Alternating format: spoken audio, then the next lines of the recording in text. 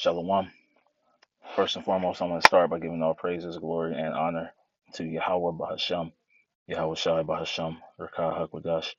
Double honors to the elders and the apostles of Great Millstone who rule well and teach well, and peace and blessings to the hopeful elect, pushing this word with all truth, righteousness, and sincerity. Shalom, shalom. This is your brother Corner Walk of the Great Millstone Charlotte Camp. Come with another quick lesson through the spirit and power of Yahweh Bahasham, Yahweh Shai. And this evening, I just wanted to touch on, the topic of the worst is still to come, right? What we're seeing right now, right, is the very beginnings of the judgment that the Lord has, beset on the earth, right? What we're seeing take place with the Northern Kingdom, which is going to ultimately trickle down, right, to you Negroes, who think that you're untouchable, right? All these things that Jacob's trouble, the judgment of the Lord, is coming fast, man. You know, so we understand that these things are just going to continue to get worse and worse, right, as we get closer to that time of salvation, man. Right now, starting here in Ezekiel 7:1 in the NLT, it reads, "Then this message came to me from the Lord, Son of man. This is what the sovereign Lord says to Israel: The end is here. Wherever you look, east, west, north, or south, your land is finished." Right. So all sides, all facets of society, right? Everything that you think about, right? That you sought comfort in, that you sought safety in, is finished, man. Right? There's, like it says here in verse 3, no hope remains. Right? There's no hope left in this place, man. And we're seeing, the spirit that the Lord has on Trump, right, to in the continue with these bills and these what's the word, executive orders and things of that nature, right, that are putting the squeeze on people, man, right? So it's removing all hope, right? The scriptures talk about how I think it's Amos, might be 5, Amos 5th chapter, where it talks about how there's no more light. uh,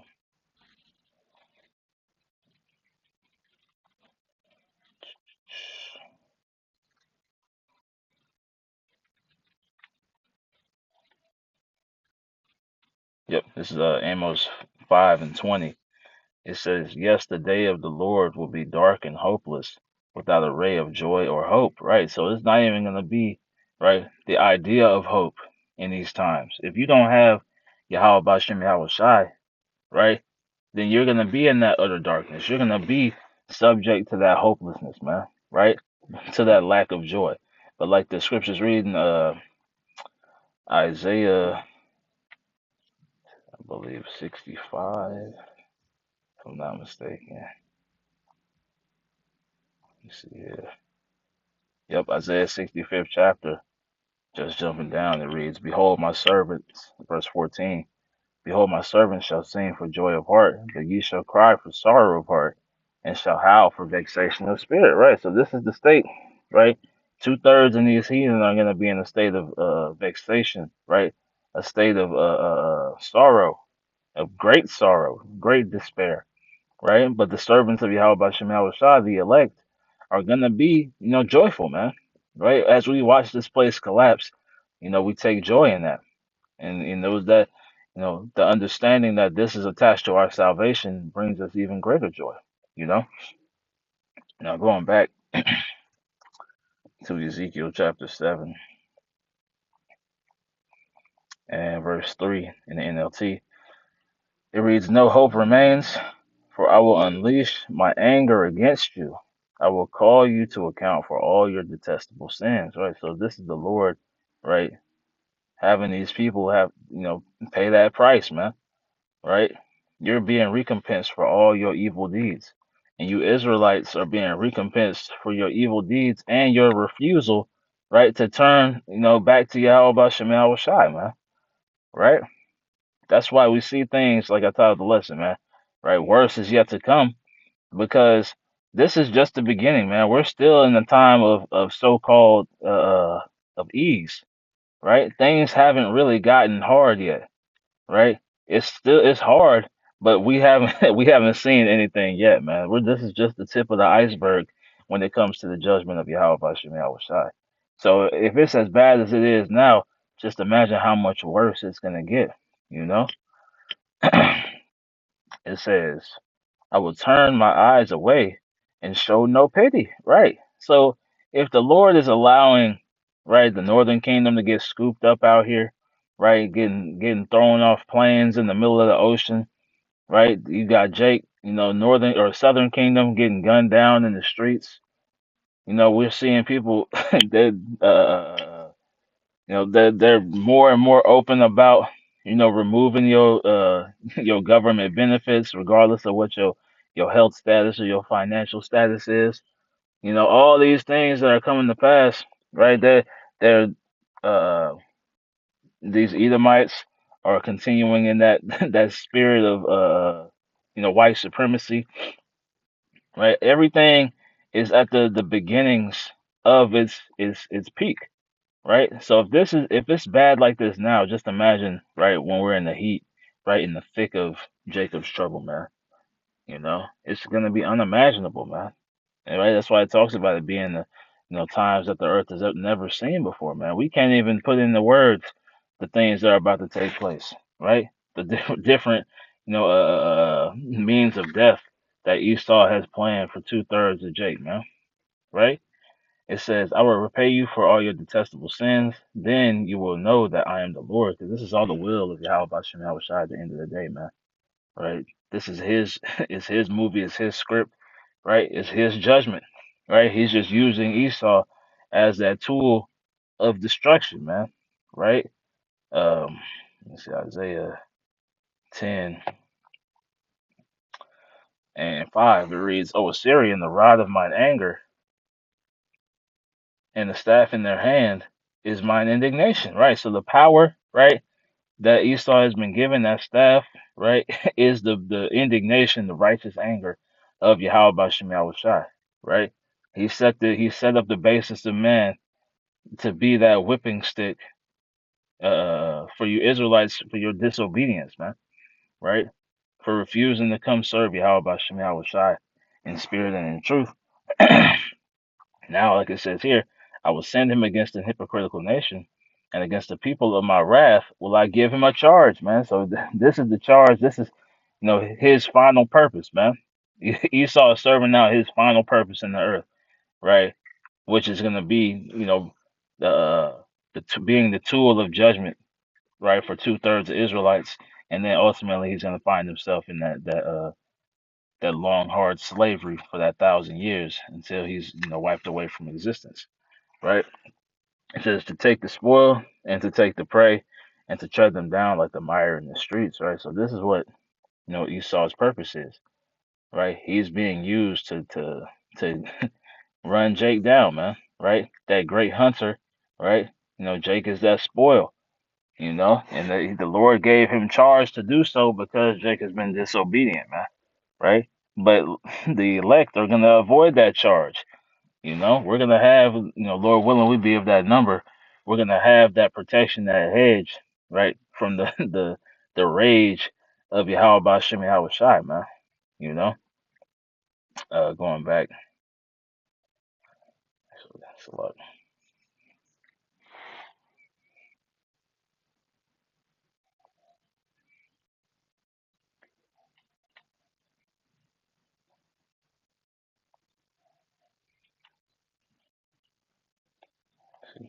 Damn. Going back to Ezekiel 7. It's Ezekiel 7 and verse 5 in the NLT. It reads, Slovakia. It says, Ezekiel 7:5 in the NLT. "This is what the sovereign Lord says: disaster after disaster is coming your way." Right. So it's never ending, judgment, man. Right. Until Yahweh Shai's final, what's it called? Return. Right. The culminating in that nuclear fire. Right. But until that point, it's gonna be disaster after disaster, like it says in the KJV. Evils and only evils, man. Right? It can only get worse. It's only going to go downhill from here, man. Right? There's no more hope for this place. Right? There's no more making America great. There's no more uh, uh you know what's the word? Looking up. Right? It can only get worse, man. It's only disaster after disaster that is gonna befall you people out here, man. Right? It says the end has come. It has finally arrived. Your final doom is waiting. Right? So we're watching that final doom, commencing. Verse 7. O people of Israel, your day of destruction is dawning. The time has come. The day of trouble is near. Right? And what's that? Jacob's trouble. Right? We're in Jacob's trouble, man. Right? All these things that you see that have their ire, right? Jake is in the bullseye right now, right? The target, right? The crosshairs rather are on Jake, you know, because the Lord has that judgment set for you, man. That trouble is here. Shouts of anguish will be heard on the mountains, and not shouts of joy, right? It says, soon I will pour out my fury on you and unleash my anger against you. I will call you to account for all your detestable sins, man. This is what's coming, right? It's only going to get worse, right? We go here to Jeremiah 30, you know, because people think, oh, this is just happening to the, so-called Mexicans, right? This is just happening to the illegals, right? But all these things are happening in your face, or just precursors to what he intends to do to the masses as a whole, man. And his focus is going to be on you, you Israelites, man, you Negro, Latino, Native Americans, Hispanics, West Indians, right? You're all going to catch that the ire of Esau, Edom, man, right? Whether it be through deportation, whether it be through being slain in the streets, or things of that nature, man, right? Facing the concentration camps, uh, uh, any manner of judgment that he has set, right? That's his focus. You know, the scriptures say he shall not bear the sword in vain. That sword that he's been given, that he's been blessed with, right, is chiefly for your judgment, man, for your disobedience, for your refusal to turn to the Lord. You know, it says here, Jeremiah 30, and we'll start in verse 5. It reads, for thus saith the Lord, we have heard a voice of trembling, of fear, and not of peace, right? And like it says here in verse 4, these are the words that the Lord Yahweh Bashem Yahushua spake concerning Israel and concerning Judah, right? So this is who this is for, man, right? Now these other people are gonna catch, right, that wrath, but it is designed for you Israelites, man, right?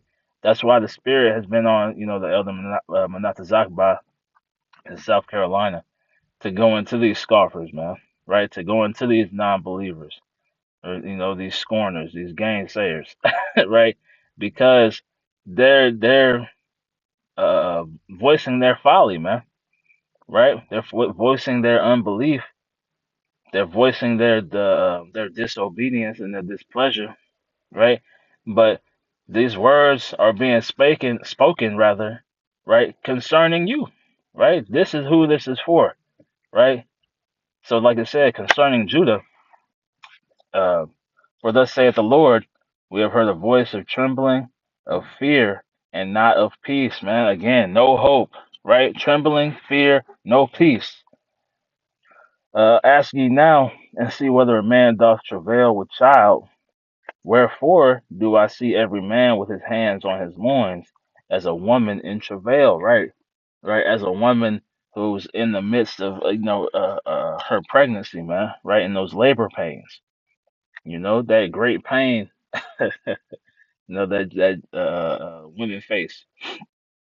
That's the same feeling that these men are gonna have out here, and that's the feeling that people in general are gonna have. You know, going back to that hopelessness, it says, um, and all faces are turned into paleness, right? So that great fear. It reads, Alas, for that day is great, so that none is like it. It is even the time of Jacob's trouble, but he, being the elect, shall be saved out of it, man. Right? So this is going to be a time like no other, right? Worse than the flood, worse than 70 AD, right? Worse than any captivity that we faced, worse than slavery, you know, of Judah, Benjamin, Levi, right? The Southern Kingdom here in America, right? Worse than the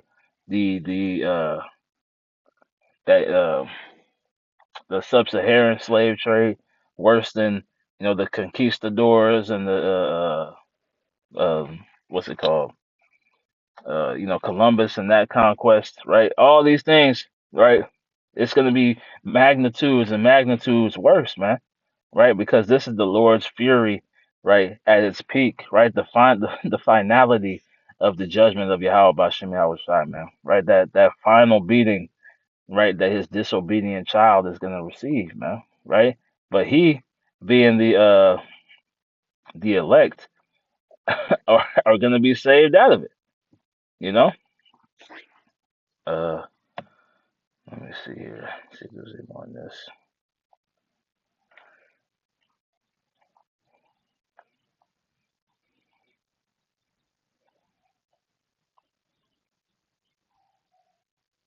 Yeah, let's read that a little more.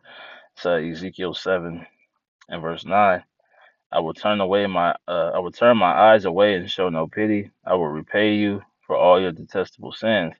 Then you will know that it is I, the Lord, who is striking the blow. Right. So this is his anger, his fury, right, his outrage, right, being manifest in the earth. The day of judgment is here. Your destruction awaits. The people's wickedness and pride have blossomed to full flower, man. Right? Worse than the times of the flood, right? Like where you read in Genesis, I believe it's sixth chapter, right? It talks about how their thoughts were only evil continually, man. Right? This is the full blossoming, the full blooming, right? Like the scriptures say, wickedness has exceedingly polluted the earth, right? This is the the full flowering of evil and wickedness, right, in the earth. Starting with the wicked Esau, Edom, but you Israelites have personified that wickedness as well. You know, it reads, verse 11. Their violence has grown into a rod that will beat them for their wickedness. None of these proud and wicked people will survive. All their wealth and prestige will be swept away, right? So, there's nothing on this side, right, that can protect you from the judgment that's about to come, man, right? What we're about to see, right, is only going to continue to get worse. And that's why the scriptures tell us, right, to continue to pray, right? Watch ye therefore and pray always that you be accounted worthy to escape these coming judgments, man, right? And to stand before the Son of Man, because this, like it says in the NLT, those coming horrors, right, is what we're about to face. And we're going to have that fortitude, right? That divine aid, that divine protection, right? In order to get through it all, man, right? Um, Let me get this and we'll close. Damn,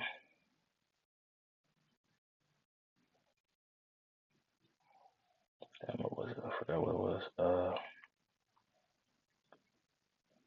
Oh, Ephesians. Birthday, I was going to say.